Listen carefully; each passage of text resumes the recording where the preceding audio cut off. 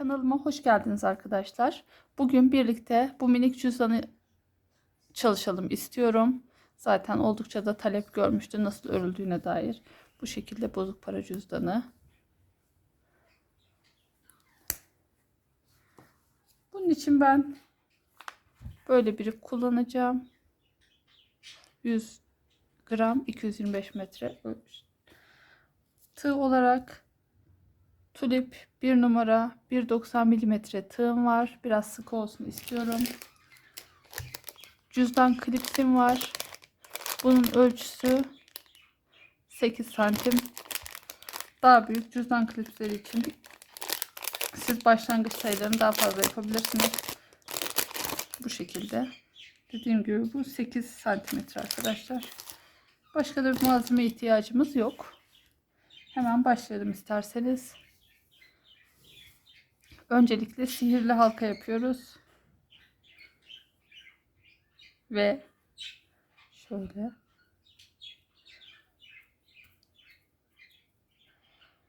sihirli halka yaptık. Bir zincir çekeyim. Sihirli halkanın içerisine 8 tane sık iğne yapıyorum. 1 2 3 4 5 6 7 ve 8.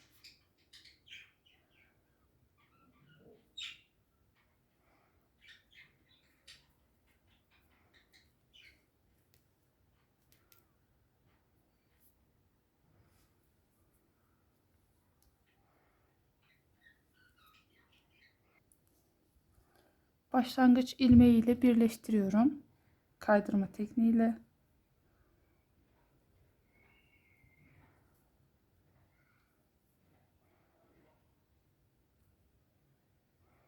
Pardon. Şu ipi de içerisinden geçelim arkadaşlar. Şimdi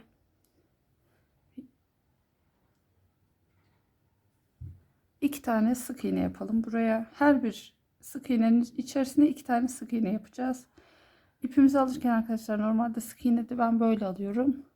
Ama bunu örerken bakın şu şekilde çarpılı durması için şu şekilde şöyle ipi alttan alıyorum.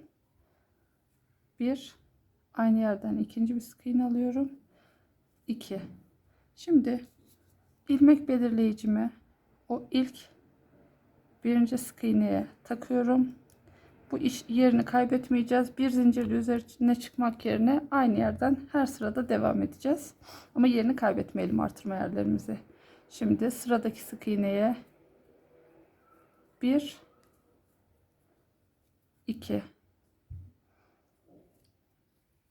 1 2. Dediğim gibi ipi üstten değil alttan alıyoruz. 1 2 1 2 sonuna kadar aynı işlemi yapıyoruz. 1 2 1 2 sayalım, toplam 16 tane ilmeğimiz olacaktı. 1 2 3 4 5 6 7 8 9 10 11 12 13 14 ve son sık iğnemiz 15 16. Sırayı tamamladık. Şimdi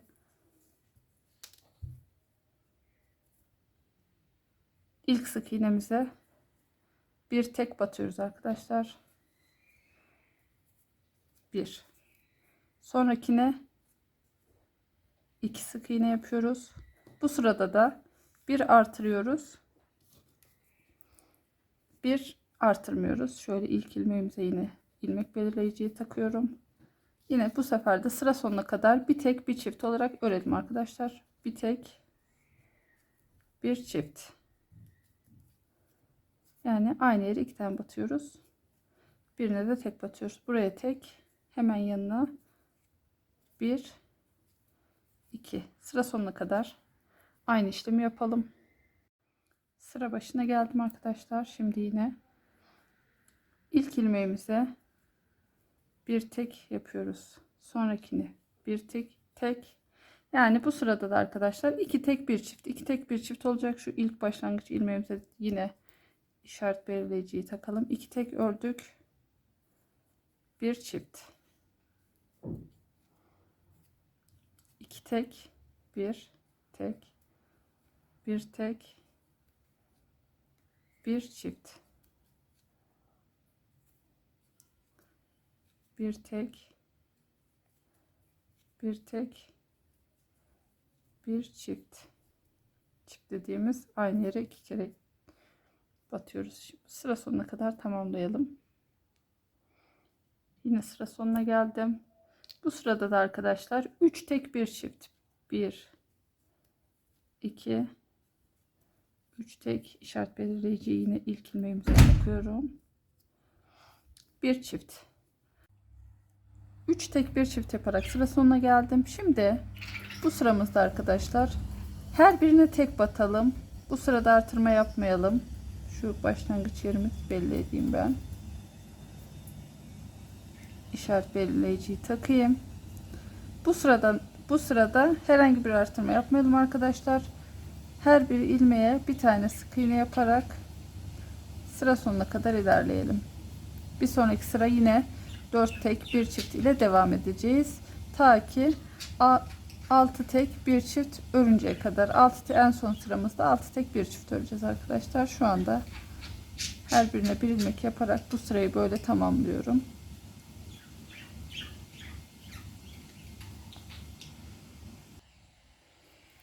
Sıra başına geldim. Her bir ilmeğe bir tane. Şimdi ilmek belirleyiciyi çıkarayım.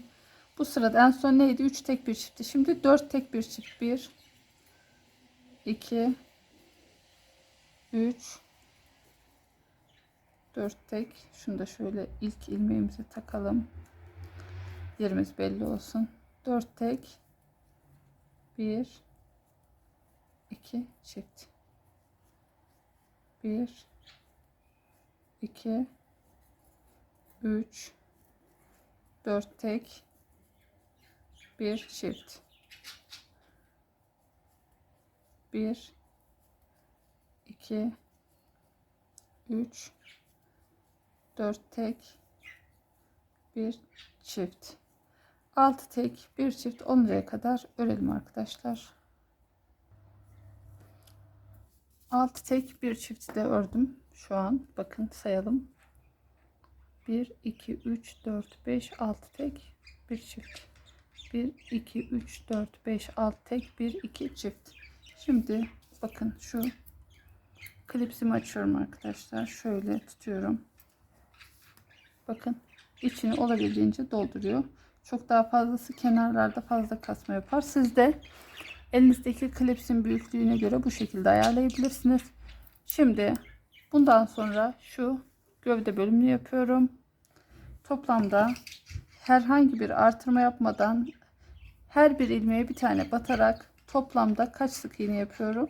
Toplamda kaç sık iğne demiyorum. Toplamda 15 sıra örüyorum arkadaşlar. 1 2 3 ilmek belirleyicimi yine her zaman yerine takıyorum. Bulunduğum yeri kaybetmemek için. Artık her bir ilmeğe bir sık iğne olacak şekilde toplamda 15 sıra olacak. Bakın şurası. Şurayı tamamladık. Şimdi şurayı örüyoruz. Toplamda 15 sıra örelim. Sonrasında beraberce ördüğümüz parçayı klipse monte ederiz. Toplamda 15 sıra ördüm. Size söylediğim gibi bakın. En son artırmamız buradaydı. Evet. Yok.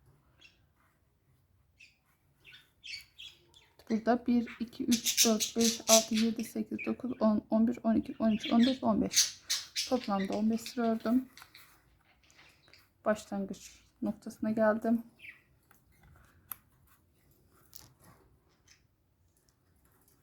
Kaydırma yapıyoruz bu başlangıç yerine ve ipimizi kırıyoruz.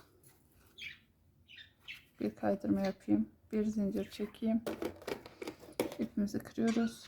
Siz bu ipi biraz daha uzun tutup uzun keserek iğneyi takıp direkt dikiş işlemine geçebilirsiniz. Ancak benim kullandığım bu ip şuralardan geçirirken deforme oluyor. Biraz kalın olduğu için galiba. O yüzden ben şu şekilde polyester iplikle dikmeyi düşünüyorum. İğnemi ipimi taktım. Bu şekilde hazırladım.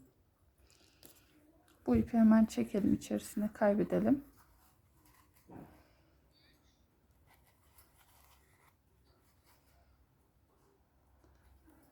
Bu parçanın içerisinde ipi kaybedelim, sonra beraber dikişe geçeriz. İpimizi kaybettim, şu şekilde içerisinden geçirdim. Başlangıç yerimiz normalde burasıydı. Şimdi ben iğne ipliğimi aldım. Buraya bir sabitleyelim ipimizi.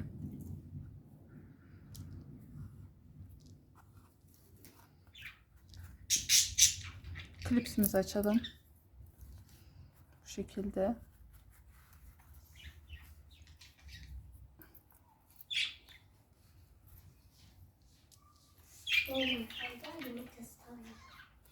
Bakın zaten başlangıçta ölçmüştük biz taban kısmını yaparken. Bu şekilde birbirine tam denk gelmişti.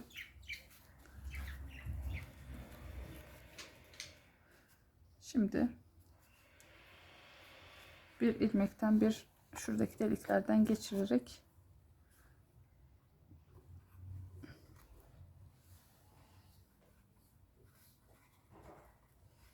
pardon,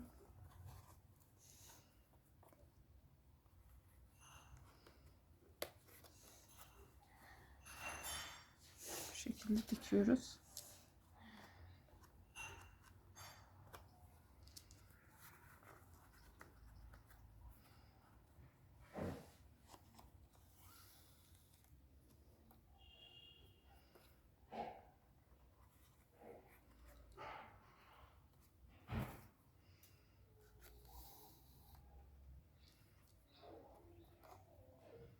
İp sürekli klipsin buralara takılacaktır. Biraz dikkatli olabiliriz. Evet, bakın.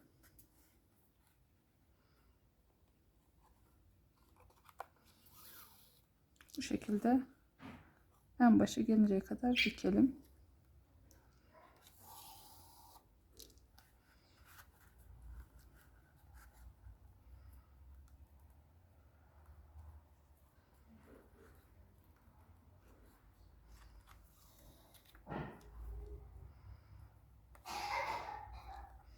Sonrasında bir sıra daha üzerinden geçebiliriz daha sağlam olması için.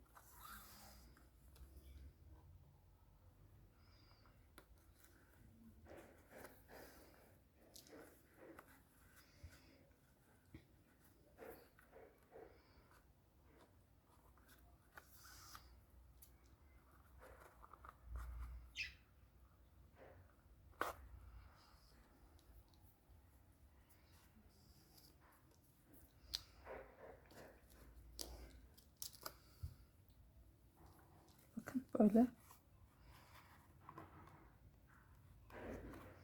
Her bir deliğe bir ilmek gelmiyor arkadaşlar her zaman. O yüzden siz şöyle eşit bir şekilde tutarak göz kararı dikiminizi yapın.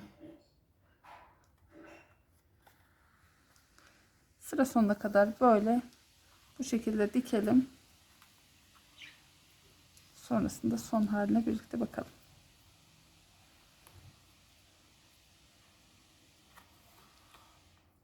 Devam ediyoruz.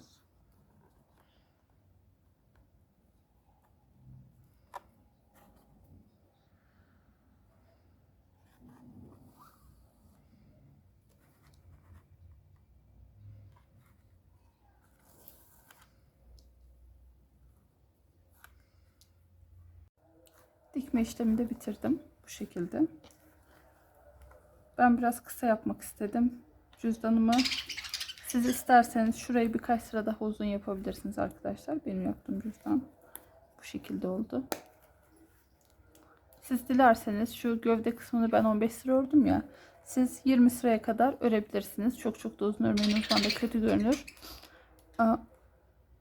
17, 18, 20 arası, 20'yi geçmesin çok fazla, bu şekilde örebilirsiniz.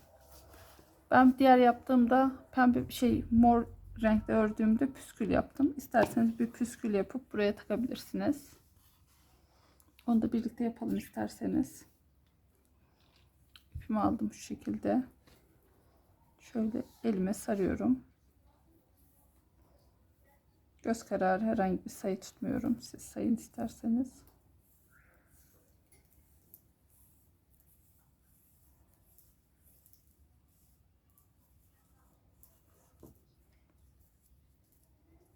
Bu şekilde sardım elime.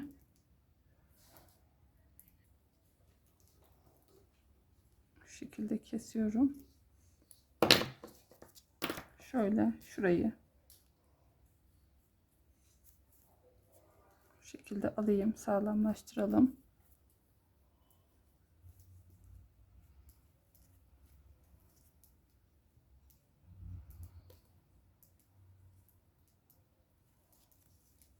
Bir, 2, 3, 4, 5, 6, 7, 8, 9, 10, 11, 12, 13, 14, 15, 16, 17, 18, 19, 20.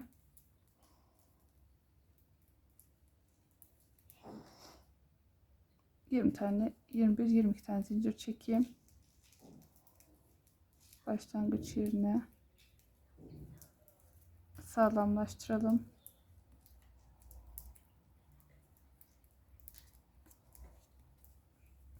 Burayı da biraz uzun tutalım. Şu bakın boğazını bağlamak için biraz uzun tuttum.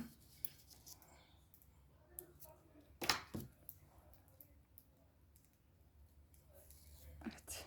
Şimdi şu boğazını tutalım. İpimizi oraya dolayalım.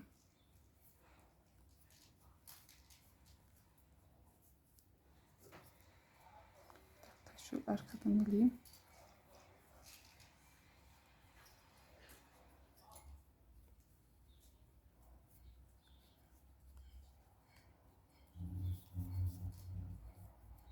Şöyle birkaç kere doladıktan sonra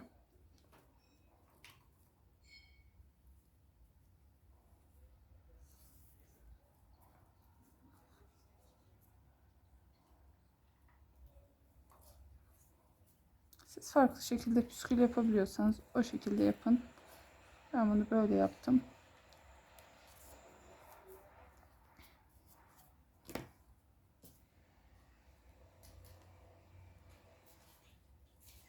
Şimdi uç kısımlarını keselim düzgünce.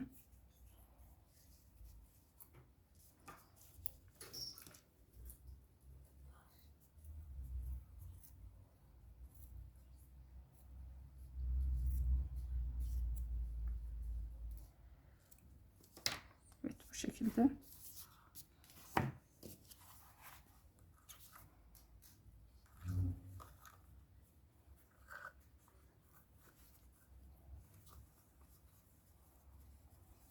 Püskülün kendisinin içinden böyle geçirdik ve tamamdır burası. Zinciri biraz daha kısa tutardık ancak zinciri de kısa tutarsak şuradan geçirmek biraz zor olabilir. O yüzden bu şekilde yaptım ben. Cüzdan üzerine fiyonklar, çiçekler yapabilirsiniz, işleme yapabilirsiniz bu şekilde. Aslında bakın ikisinin sayısı da aynı şurası. Bu ip biraz daha kalın olduğu için daha uzun düştü. Bunu biraz daha kısa yaptık. Yani aynı sayı yaptık ama biraz daha kısa oldu. Dediğim gibi siz eğer daha uzun olsun istiyorsanız bu cüzdanınız, iğnemiz içinde kaldı. Daha uzun olsun istiyorsanız birkaç sıra daha fazla örün. Ben 15 ördüm. Siz 20'ye yakın örebilirsiniz. Örecek olan herkese kolaylıklar diliyorum. Ördüklerinizi benimle paylaşırsanız ben de hikayemde size yer veririm. Abone olmayı ve bildirimleri açmayı unutmayın. Yeni videolar için takipte kalın.